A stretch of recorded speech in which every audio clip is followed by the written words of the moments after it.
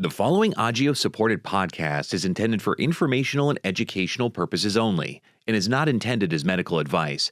Please speak to a healthcare professional before making any treatment decisions. The guests on today's show were paid to participate in this podcast. What's up, Cheat Codes listeners? It's me, Dr. Z. And me, Dr. C. We got an alumni on today, Dr. C. Yeah, I think this might be our most frequent guest and probably our best guest. Yeah, and if the listeners haven't gone back and listened to the biography episode, that's one of my favorite episodes of Cheat Codes. I think that kicked off the legends appropriately. Yeah, we've got Dr. Wally Smith, legend in sickle cell disease, with us today. Virginia Commonwealth University, Richmond, Virginia. Dr. Smith is really an immense part of the sickle cell universe, not only in the United States, but globally.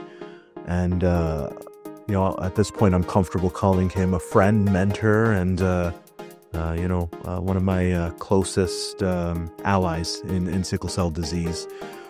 Dr. Smith, welcome to Cheat Codes. Agios is a biopharmaceutical company that's fueled by connections with patient communities, healthcare professionals, partners, and each other.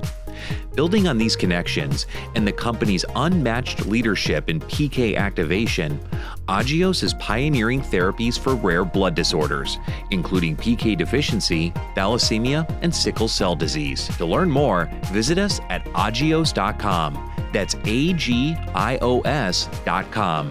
To join the conversation with other patient allies, follow us on Instagram at Ally Voices Rising. That's Ally, A-L-L-Y, Voices Rising. Hey, boys. How you been? I've been working. Yeah? It's a good time. Yeah? There never seems to be shortage of work in sickle cell disease. Man, we're kind of in a new era. And in terms of therapies, you think about the post-hydroxyurea era. Now we're in the post-transformative therapy era. And we're now looking forward to the next era of sickle cell disease. I get the feeling there's going to be a health policy move or two that happens. And we'll say the post-health policy advance era. I hope that happens. Look, man, we, of course, we've got these little flags of progress that we're planting as we're moving down this path. But there's something that seems to be, just problematic continuously. And that's that we've largely abandoned adults with sickle cell disease. And I think on this episode, we want to spend a little bit of time talking to you about that, about why adults with sickle cell disease have become abandoned and, how we resolve that, man, because, you can have all the therapies in the world, but. Right. And that's what's happened is I was talking about health policy. So we've got health policy in the United States that says once you turn 18 and you leave home, you're on your own medically. If you don't have a job or a baby, if you're a female, you're on your own medically. So go out there and fend for yourself. Never mind that you have a disease that might kill you. Never mind that you weren't forecasted to live past the age of 30 or 40, and you need some kind of intervention to keep you alive. Sorry. And so we got to fix that. Yeah. I mean, we've got to fix that is a really small statement for the amount of work it's going to take. Yeah. So you asked me what kind of work would it take? And I think we have a triad of responsibilities, Amar, to fix it. This triad concept, I want to give credit to Ramona Lawrence from the Step Up study, one of the PIs. And the triad is the healthcare team, adults and pediatrics, the family and the patient, and the community. And now community includes not just community-based organizations, but I'm now talking about government, health policy. That's the triad. Well, each component of that triad has got to help fix it. And right now, the only component where I see real action is for change on the medical side. The medical community has stepped up and said to itself, we have abandoned adults with sickle cell disease, and we need more adult practitioners. Because in pediatrics, as you know, there's this feathered nest, right? And if you know anything about medical care and you know about cancer centers, on the pediatric side, sickle cell is largely the domain of the cancer specialists who also take care of sickle cell disease. It's not like that on the adult side. So we've got to fix it on the adult side. And you can either bond with a cancer center, or you can create an adult sickle cell center that's separate from the cancer center, but has an income stream on the provider side. And that's kind of the first step on the provider side. We've begun to take that step, and we've begun to put out quality indicators for what that looks like. We put an organization together that represents those folks, and we've begun advocacy on behalf of those folks to get them funded.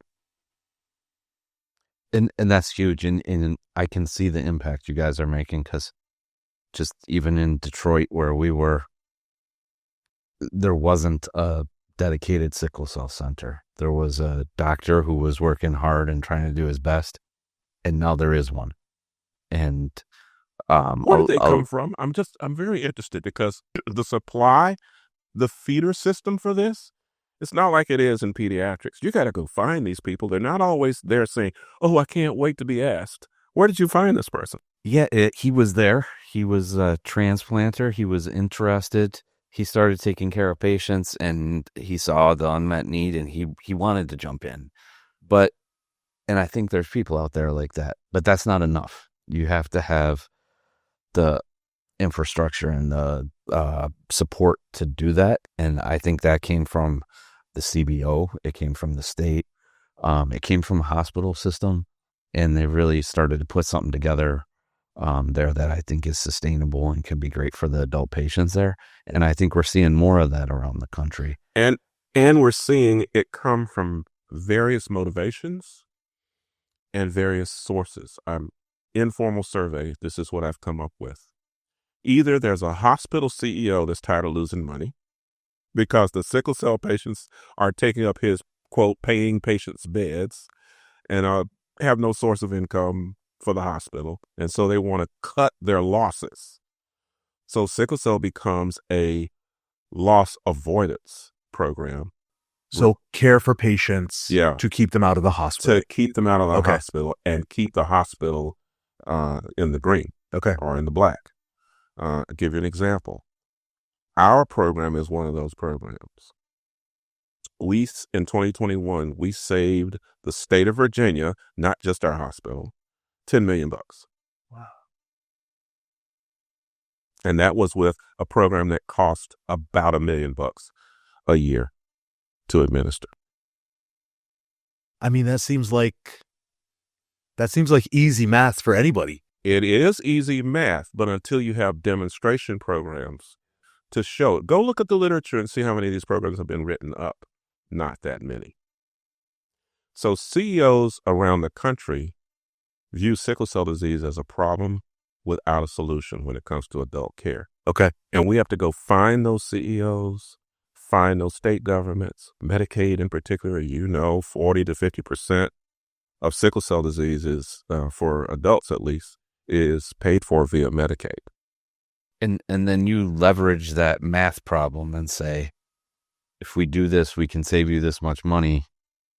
Support the program so I can help the patients stay healthy and stay out of the hospital. Yeah, I do not come with a guilt argument or a justice argument. Even though that's how I'm motivated. I'm motivated by justice, social justice. That's my motivation. That's not the argument that I make. The argument that I make is you want to do more transplants and you want to get more quaternary care from these people with, big money. I'm going to empty the beds so you can do that. Help me help you. But, Wally, there's a patient argument there, right? we know that when patients go to the hospital, bad things happen to patients when they're in the hospital, right? So even just from a medical standpoint, even not considering the hospital being in the black or the red, do adult patients, are they bought into this idea that the more I'm out of the hospital, the better it is for me No, too? absolutely not. We've trained adults with sickle cell disease that you're going to die unless you get to the emergency room real quick. So hurry up, get down there. When we talk about pain management, what do we tell them? If it gets too bad, don't stay home. Come to the hospital. Well, we indoctrinate them starting in pediatrics with that Okay, rhetoric, okay, right? okay. Fever, you hit the ER. Yeah, Pain meds don't work, you hit the ER. yeah. So it continues on, huh? Yeah, it continues on, and they learn that. We taught the word crisis to our patients. They didn't come out of the womb saying, I'm having a VOC. So now that we've taught that to them, we have to teach them how to safely manage that in the least expensive setting of care. So I want to put a plug in for these sickle cell specialty infusion centers, which are multiplying. I think that is part of the answer. You have somebody, it's like Cheers, where everybody knows your name and they're always glad you came. And you can go on Monday and Wednesday and Friday. And it's lower cost because it's a clinic visit. It's not an emergency department visit. And you're not going to the hospital. The admission rate down there, 10% of what it would be if you went to the hospital. It went to the emergency department. So you still can say to that CEO, look, send them to this place. They're not going to get admitted. And we talked to the community-based organization in Atlanta. Yeah. And I think they have a model program for that. Have you seen it? I haven't even seen it. I haven't. I need to get down there. Well, we need to have them on cheat codes. Yeah, well, we did. We had Tabitha McGee, who runs that sickle cell sanctuary on cheat codes. And for the cheat codes listeners that are listening to this, go back and check that episode out. I think it was maybe 2 or 3 ago. She's doing work. I don't know her well, but my hat is off to Tabitha because I think that's the model. I mean, I just imagine some sort of fountain and a incense. little waterfall going. I've never been there, but peaceful. Just thinking about it. Peaceful. My veins are vasodilating. So let's actually spend a little bit of time on that. Just to take advantage of your expertise in pain. Of course, there is a mechanistic piece to pain and how it happens. But can you talk the warriors through this idea of going somewhere where everyone knows your name, being glad you came, this idea of a peaceful environment, this idea of not being stigmatized? How does that even play into pain? Like, how do you make that connection? Sure. So fundamental to sickle cell disease is the idea of vaso-occlusion, which we've always taught everybody that it comes from the cells themselves, right? The cells are not shaped right. Therefore, they can't get through the normally small, but not vasoconstricted blood vessels. And so we need to do something to fix the cells. Well, but there's that thing called a blood vessel. And the blood vessel is extremely sensitive to nitric oxide and probably to stressful hormones that we secrete when we're angry, when we're afraid, the fight-flight reaction. Imagine what would happen if you had a fight with your boyfriend and everything clamps down. Now, those same cells haven't changed, but now your blood vessels are so narrow you can't get oxygen. So you're going to go into a crisis. I mean, I didn't put that together when I first started studying sickle cell disease. I thought, that's just, fight with my boyfriend. Blow that off. But no, I'm going back now. I'm saying, no, that's probably real. And we need to, as much as possible, have people's veins as open as they can be. So what does that mean? That means keeping them out of stressful situations. That means avoiding the pain wind-up phenomenon the more pain I have, the more anxious I am. And I'm quoting a certain doctor who's on cheat codes. If you don't believe that I'm in pain, you stress me out more.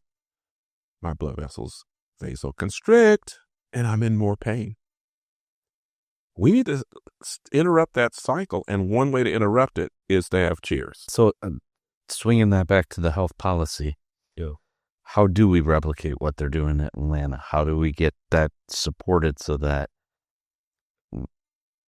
we can take that model and have patient access around the country to things like that with a medical home, with a...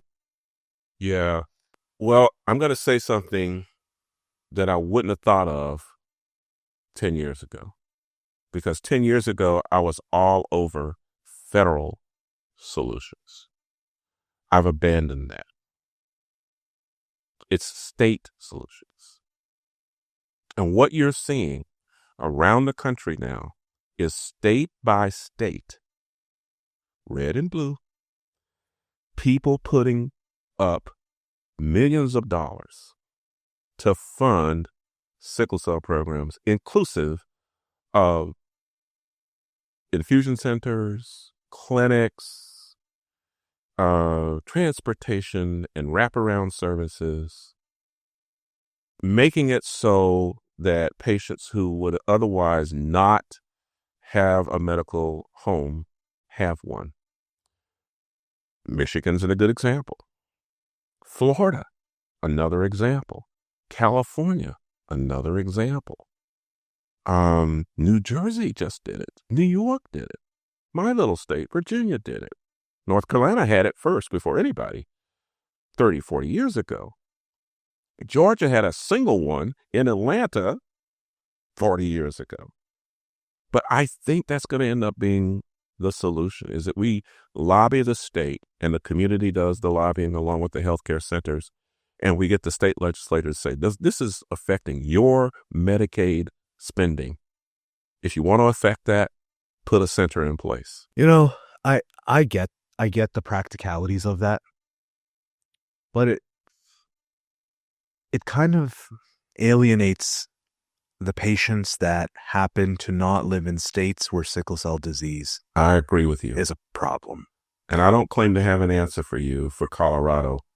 Right? Or Utah. Right? Or Idaho. Right. Or no matter what you did on the policy side, there still wouldn't be enough providers, small p, in their state to service them. They drive for hours to get care there. And, you know, maybe telemedicine's the answer, but it's not the whole answer, right? When you get a crisis, you need somebody to touch you and put a medicine in your veins, or give you some pills, or tell the nurses what to do to make things better. That'd be hard to do by telemedicine. Yeah. Yeah. Cool. So what are the other pieces to this? So we talked about the medical side is coming together. We're starting to have these adult centers. Yeah. We need these, cheers bars for every patient. Yeah. What else do we need? Because I see in pediatrics, you've got mom. Oh, and say it. When you turn 18, mom is either forbidden or you push walks mom away. Mostly she doesn't walk away. No, right? no, you push mom away. You push her away. Because you're a fool. But I was a fool. When we opened our center, let me just tell you a story. We opened our center and we wrote a rule. And the rule was, mom cannot be in the exam room with Junior. Really? I know, I'm a fool. We wrote that rule. It was about a year down the road, and we went, Junior don't even know what medicines he's taking. We got to get mom in the room. Forget that. So we undid that, and now we just say, mom can be in the room, but let Junior do most of the talking. I interrupted you. Sorry. No, but, unfortunately, not everybody has that or accepts that. And, young people, young men in particular, are often not good at being patients. They think they're invincible. They don't take their medicines. They don't come to their appointments. And without mom there, you don't have that structure anymore. So is there a health policy way to address that on the adult side? Yes. It's not health policy as much as it is implementation. So enter the community health worker. And I'm very proud to say that I and my program, we've been a leader in studying how to implement a community health worker program to be the mama or daddy substitute for this 18 to 30-year-old group of patients, which has the highest mortality rate of all subgroups. They represent 30% of all sickle cell patients, but they have the highest mortality rate. As soon as you lose your Medicaid, as soon as you leave home and you start drinking and you start staying out all night and you start having fights with your boyfriend, you die. This is serious. And so you need someone to be a kind of a mama substitute, daddy substitute. And our community health workers have been trained, and this is a dance that is very delicate, to not give medical advice, but to encourage good health habits. Well, what does that mean, Dr. Smith? That means to have 2 ears and 1 mouth. Listen. Learn more about the patient than what they're willing to tell the doctor. In our experience, they tell me about 50% of the truth. They tell the nurses in the exam room before I come in, and the medical attendants in the exam room before I come in and after the visit, they tell them maybe 75%. They tell the community health worker everything. And they don't think of it as medical. They're just looking for mama to give them some advice. They're just looking for some support. So the community health workers are non-judgmental. This sounds like psychotherapy. It's not exactly, but it's close. They're non-judgmental. They listen and they take in all the information. And they say something like this: well, I'm not a doctor, but if I were you, I might try fill in the blank. And you need to tell your doctor what's going on. Tremendously successful. We have documented the amount of contacts these community health workers have had. We're starting to publish on that. We're starting to demonstrate that a program armed with community health workers is a successful program. We're starting to show that the amount of contact is proportional to the visits. It's a good intervention. And you're talking 40 to 60 grand per community health worker per year. And I don't advise anybody to start an adult sickle cell program now without a community health worker. Wally, walk me through the evolution of the relationship between the community health worker, their first visit with a sickle cell patient, and how that develops over time. Because certainly in their first visit, of course, right? How does that evolve? How is that different from like the physician relationship and the evolution of trust? It's crisis-based, and I don't mean vaso-occlusive crisis-based.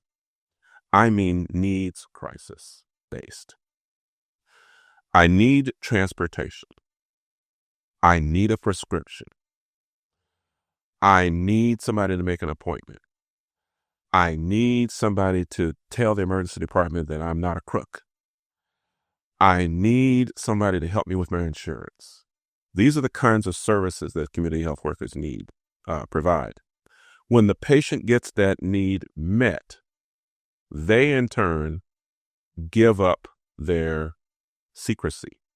They in turn view the community health worker as a trusted individual, and they begin to confide in the community health worker. That's why it's not really psychotherapy. It's really needs-based trust winning. If you go into the reservation of a Native American village, who do you go to first? You go to the tribal elders. You talk to the tribal elders, you get familiar with them, and you earn their trust. They then turn around and say, all right, I'm going to give you access to my people or to my power structure or to my resources.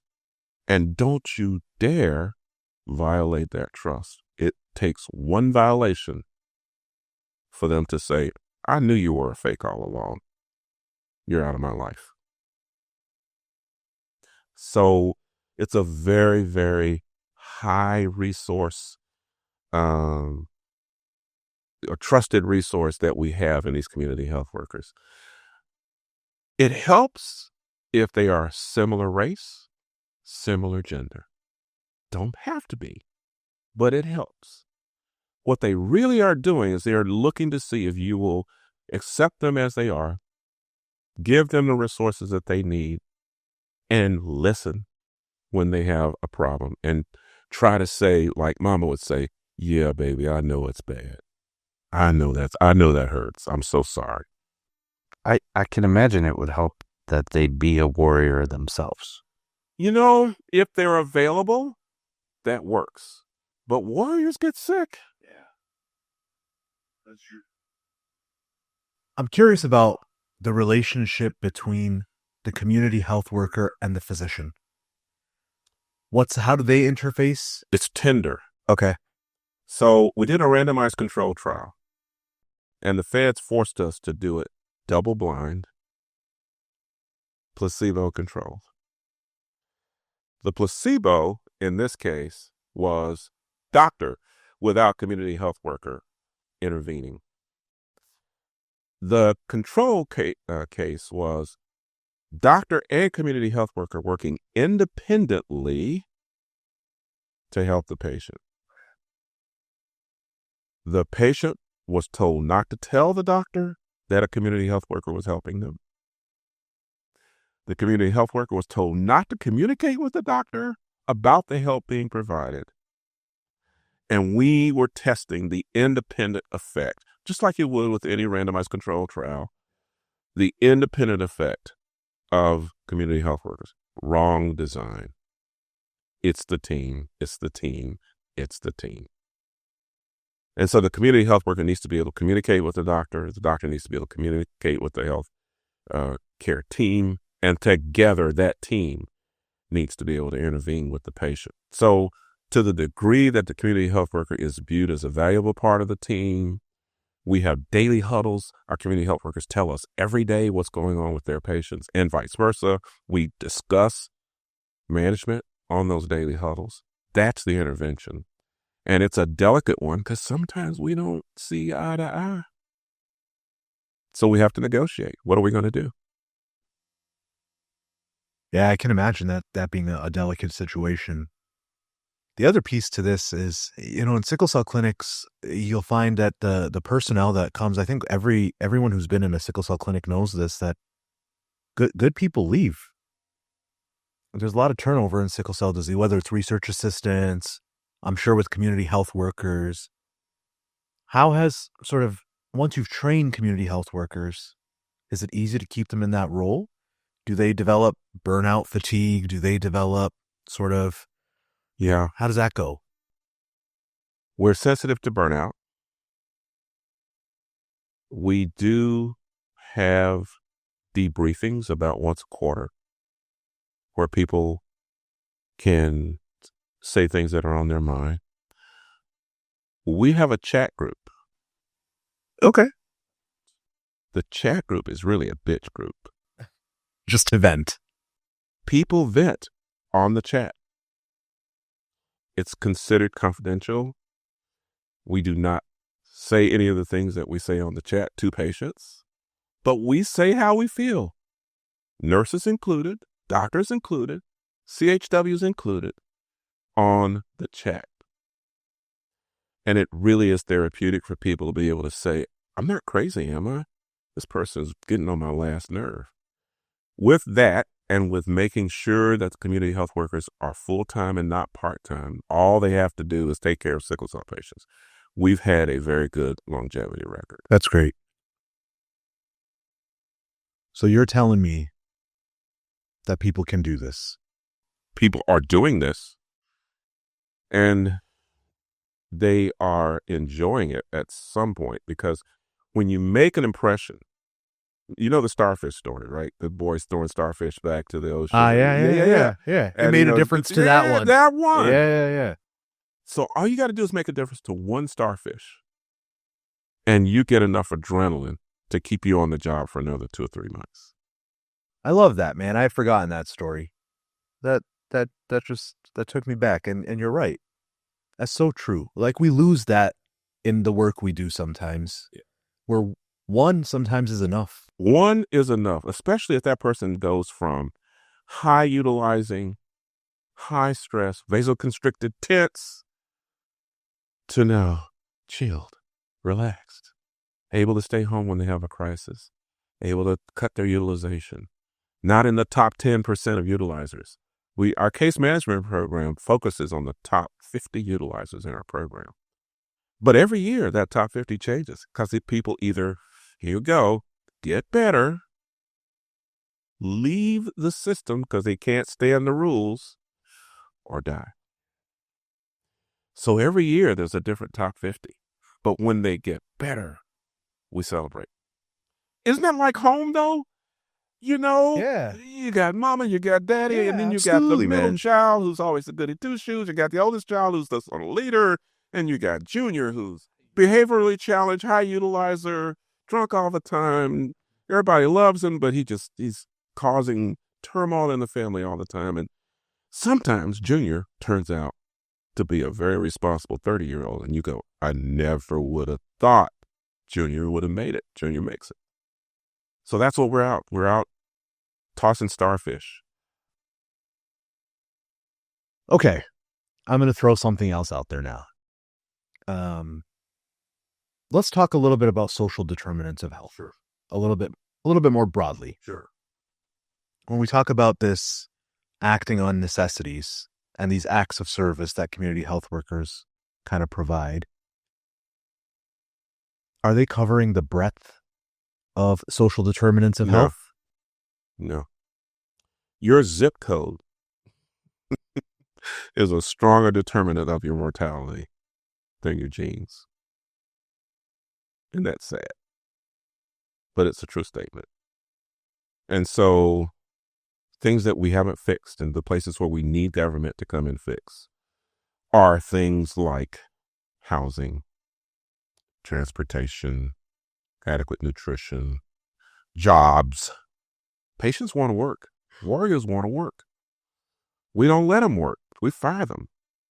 You missed a week last week. I don't know what you were doing, but you couldn't have been that sick for that long. You're fired. And that's a stress. We created a scale called the Sickle Cell Stress Scale. Guess what's on there? I worry I won't have enough money to provide for my family. It's on there. Has high determinant value. So yes, I could get vasoconstricted just worried about putting food on the table. Yeah, there's been a lot of data on food insecurity. Certainly in pediatrics, we would see that where, food insecurity played into Interesting. So that's healthcare true for kids. utilization. Okay. This idea of course, transportation is a big one. We hear stories all the time about centers that have parking that's paid versus free. That's a good one. Say more. I haven't heard that one. Yeah, I mean, this was happening at our hospital for the longest time. Yeah, and I think it's another one of these things that patients don't tell the doctor, but they tell somebody else. So why didn't you come to that appointment? Well, it's hard to get there. Then I have to pay $8 for parking, and I didn't have $8. So for a little bit of time that we had gotten like parking vouchers, but we would get like 50 of them, and they would be gone in like 2 weeks. Eventually we ended up getting free parking, and it was amazing how much of a difference that made. Seems so simple, doesn't it? Right. Yeah.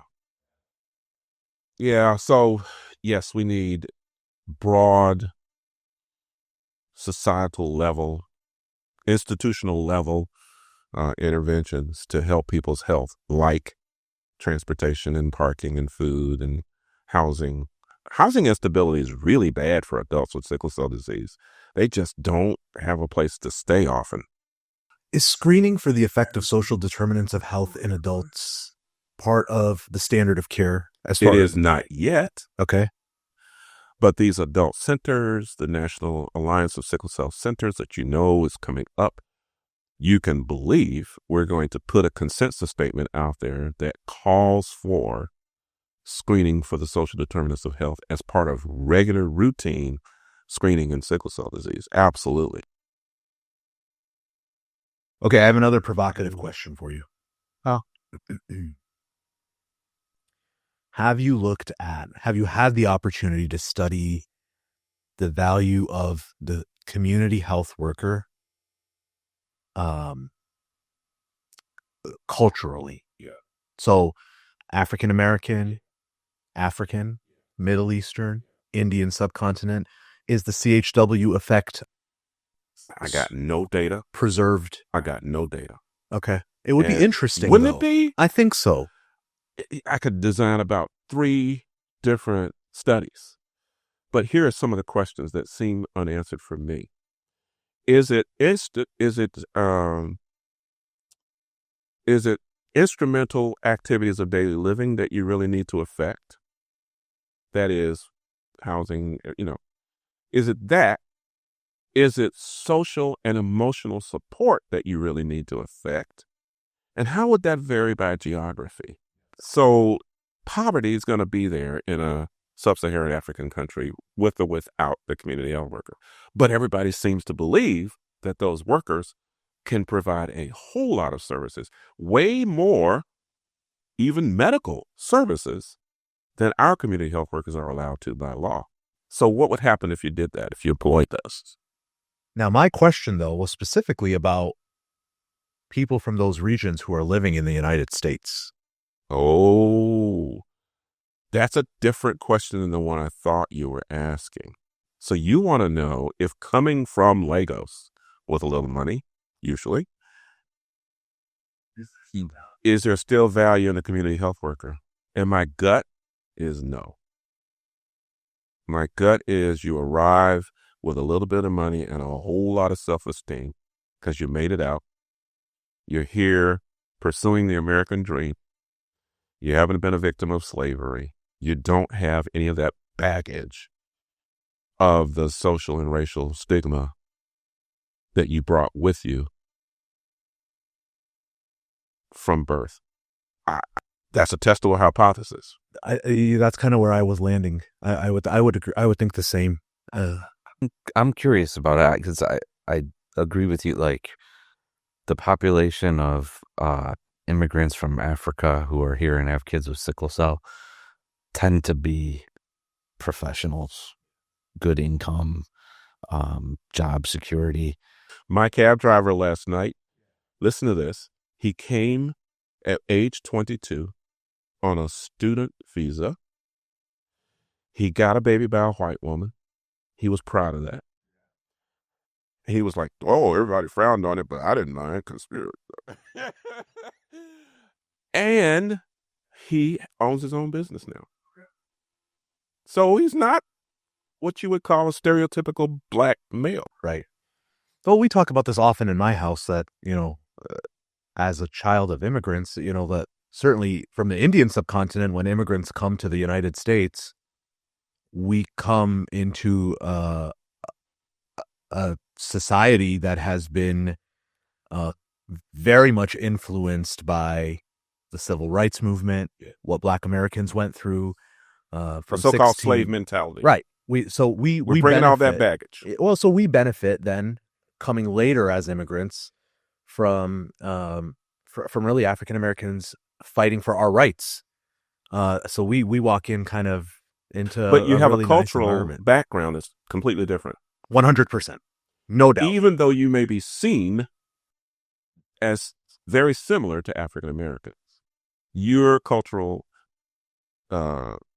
view of the world is different. For sure. But that's where I was going, actually. I wonder if there's a different barrier there that maybe could use a community health worker.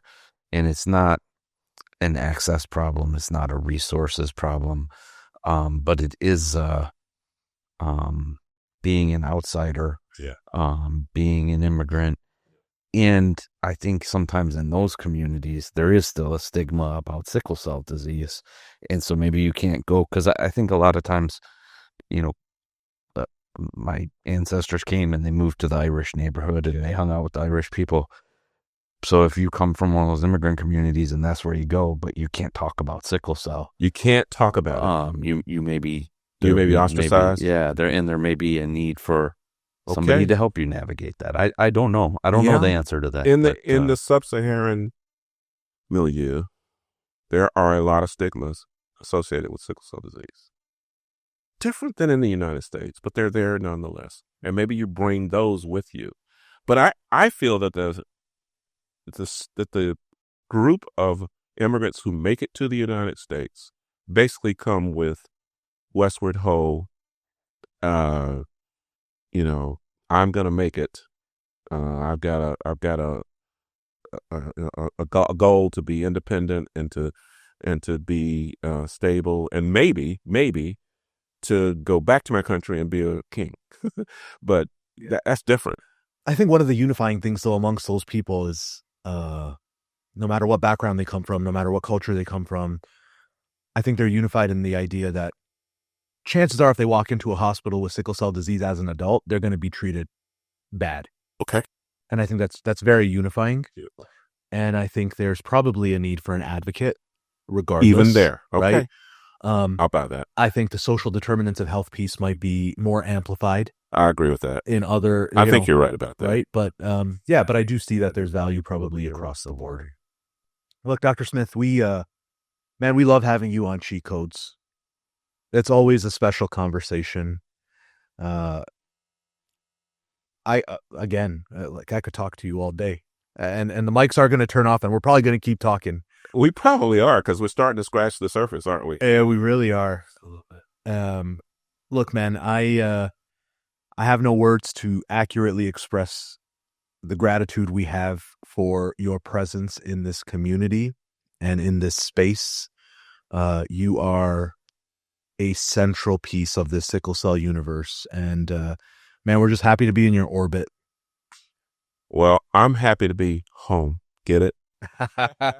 Everybody needs a home. Warriors out there, if you're listening to Dr. Smith, tell the warriors what they have to look forward to. The ones that are out there who are thinking, man, I don't have a home. I'm never going to have one. What do they need to hear from you today as they listen to this episode? Well, the first thing is we heard you. We heard you when you said, and I was there, and an NIH listen aloud session, and then an FDA listen aloud session. We heard you when you said nobody pays attention to us. Us being adult warriors who don't have a job and don't have a medical doctor and have been, quote, kicked out of the pediatric nest and are having chronic pain and are dying. We heard you. Second, we've been working and are continuing to work for solutions at all 3 points of the triad I just got through talking about: the medical center, the community and government, and then the patient and family. And, the patient and family have got to help us help them. And I want you, warriors, to help us help you. Be the person that you really want to be in your heart, to have aspirations and dreams, to reach those dreams, and to not shy away because you have a disease that you think is restricting you. That's just not true. So we're going to help you, but you got to help us help you. Well, there you are, warriors. You've heard it from Dr. Smith. A little bit more hope, right? Day by day, one step at a time. We're all climbing that proverbial mountain. With that, Chico's listeners, you can always, follow me at Dr. Z Sickle Cell. And me at Imagineer. Please share this episode with somebody who you think could benefit from listening to Dr. Smith, and keep living well with sickle cell. We'll catch you next time. Peace. Peace.